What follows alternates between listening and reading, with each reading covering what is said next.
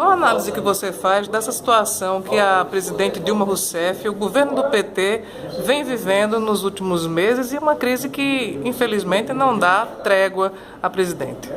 Olha, nós estamos vivendo um momento, a meu ver, muito atípico na história do Brasil. Mas esses momentos eles conseguem se repetir não só do ponto de vista dos governos federais, mas também governos estaduais e governos municipais. Sempre que governos mais à esquerda e com caráter mais social, governos que têm um caráter de inclusão social, sofrem uma grande perseguição das elites brasileiras que não querem permitir que os governos como de Lula e de Dilma possam tirar 50 milhões de pessoas da condição de miseráveis em 12 anos de governo. Eles que não querem o aumento significativo que nós tivemos nas nossas universidades. Nós saímos de 3 milhões e 500 mil para 7 milhões e 100 mil alunos matriculados nas universidades brasileiras. 18 novos campos universitários. Multiplicamos em 500% o número de escolas técnicas no Brasil. A transposição do São Francisco, obras de infraestruturas em aeroportos, portos. Está aqui a ligação da Paraíba e Pernambuco com a duplicação da BR-101, a Hemobras. Então são marcas significativas como o maior salário mínimo da história do Brasil pago aos trabalhadores.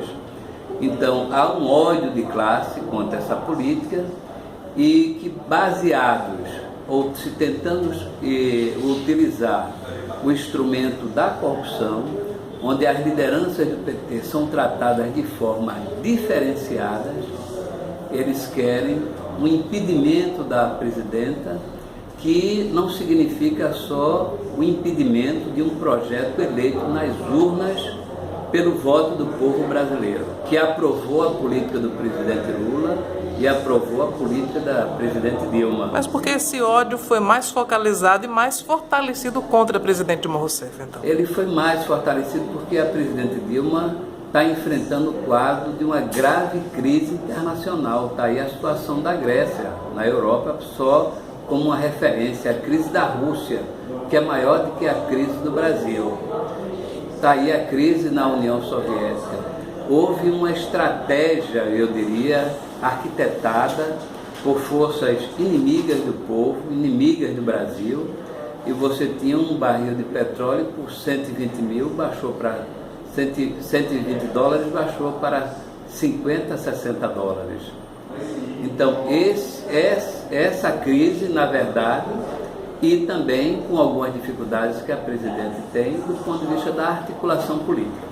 Mas eu acho mais que a dificuldade que ela possa ter na articulação política é justamente uma tentativa de se impedir o avanço de elevação do padrão de vida e da melhoria de vida do povo brasileiro, como Minha Casa Minha Vida, que está construindo 3 milhões de casas para o povo brasileiro. Como um pensador, um estrategista político também, um profundo conhecedor e militante do PT, o senhor não acredita que também falta ao PT fazer o meia-culpa e tomar alguma providência em relação a essa crise? Olha, o PT vem tentando, mas nós estamos enfrentando essa crise internacional gravíssima que não depende só do Brasil. Nós somos minoria no Congresso Nacional, na Câmara e no Senado, isso também dificulta muito, mas eu acredito que a crise é temporária e vai passar. E não acredito que o povo que elegeu Dilma, principalmente com um voto significativo da população nordestina, vai permitir mais um golpe contra a democracia brasileira. Na sua opinião, essa tese de impeachment, que está hoje impregnada em todos os jornais, ela não vinga? Ela não vinga porque ela não tem uma sustentação legal, né? Estão tentando utilizar de artifícios para se fazer um impedimento, mas da forma como isso vem sendo construído é golpe. O senhor tem acompanhado, certamente, e já viu a tentativa de se trazer Lula para o olho desse furacão. Como é que o senhor vê o noticiário nesse sentido?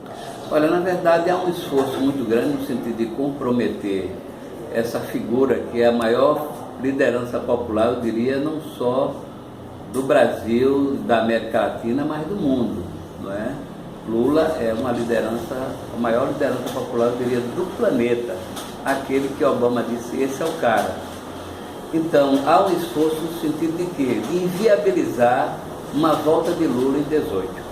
Então, é por isso que há tantos ataques diretos ao PT, que é o seu partido, e a Lula, no sentido de inviabilizar o regresso do Volta Lula. Vamos mudar um pouco o viés da nossa conversa da política para a economia. Como é que vai a Sudene? Quais são os planos futuros da Sudene? Olha, a Sudene está bem, está com a capacidade ainda grande de análise de projeto através do Fundo de Desenvolvimento do Nordeste, FDNE. Nós temos ainda 1 bilhão e 800 mil daqui até o final do ano para aprovar em projetos. Estamos com a perspectiva da realização do CONDEL, do Conselho de Desenvolvimento do Nordeste, né?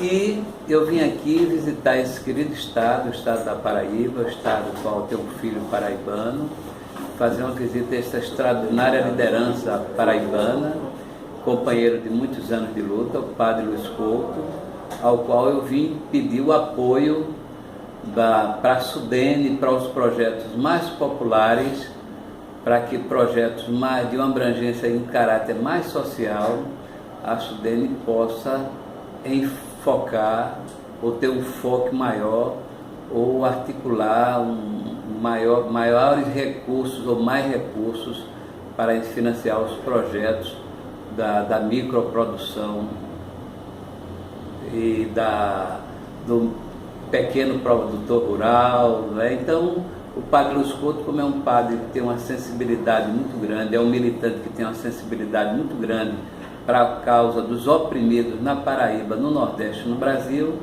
ele se colocou já inteiramente à disposição e vai me ajudar na articulação com a Câmara Federal para que a gente possa colocar a bancada do Nordeste a serviço de uma melhor inclusão social das camadas mais pobres do Nordeste, do semiárido nordestino. E de maneira prática, João Paulo, como é que a bancada federal pode ajudar a Sudene a ajudar os pequenos? Olha, a bancada pode ajudar de muitas formas, né? Há uma tentativa de desvinculação do fundo, desses 2 bilhões, se tirar da Sudene, ele pode ser transferido para outras coisas, mas acho também uma discussão maior de, ao invés de funcionar o recurso da Fundene como financiamento para projetos acima de 50 milhões de reais, ou para empresas que tenham uma receita líquida de 35 milhões, nós possamos garantir o apoio ao pequeno e ao médio e à pequeno agroindústria no semiárido nordestino. Ok, João Paulo, muito obrigado pela sua entrevista aqui ao Parlamento TV.